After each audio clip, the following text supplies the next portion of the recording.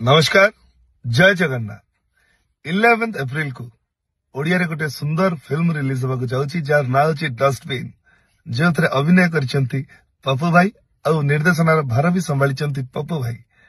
आशा करुच्ची 11 April को आपण माने समस्ते आसीबे सिनेमा टी देखिबे आ उचित न्याय देबे। मु आछि आ रहिली आपनक अपेक्षा रे। धन्यवाद। जय जगन्नाथ। एप्रिल 11 तारीख पदार्पण करने जाऊँ आपण सामने डस्टबिन निश्चय आसवे मो भी जी डस्टबिन नामकरण टी देखले केमिति डस्टबिन निश्चय आसवे आशीर्वाद करेंगे मो गुरु मान को डॉक्टर दीपक जेना पप्पू पम तांकर लेखनी निर्देशन पुणी सिनेमा जगत जली उठू सिनेमा भूरी प्रशंसा दिंतु आपण मैंने आसुबे निश्चय। जय जगन्नाथ। जय जगन्नाथ। जय जगन्नाथ। मु आपनकर दादा पो भाई मिस्टर गुलुआ गोटे बढ़िया सिनेमा आम गुरु ओडिशार कॉमेडी किंग जहां को देखी आम मैंने आगु बढ़ीचु पप्पू भाई पप्पू पम भाई तांकर गोटे बढ़िया सिनेमा आसुची डस्टबिन। मोर समस्त अनुरोध आउ समस्ते फिल्म को देखंतु ओडिया फिल्म को भल पांतु ओडिया फिल्म को आगु बढ़ांतु आउ पप्पू भाई को मो तरफ बहुत बहुत शुभेच्छा एमती आगु भल भल फिल्म हो। जय जगन्नाथ।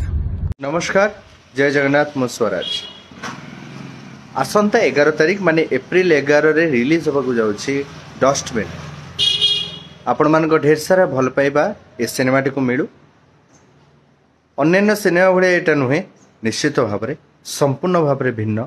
तार ट्रेलर देखी तार म्यूजिक रो यूट्यूब चैनल एवं तार निर्देशक जी अच्छा सी आपण को पाखे बेस परिचित पप्पू पम सर।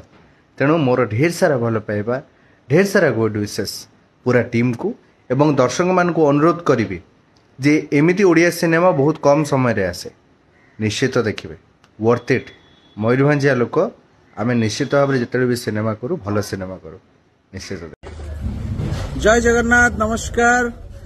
डस्टबिन रिलीज होगा जाउछि एप्रिल 11 तारीख रे।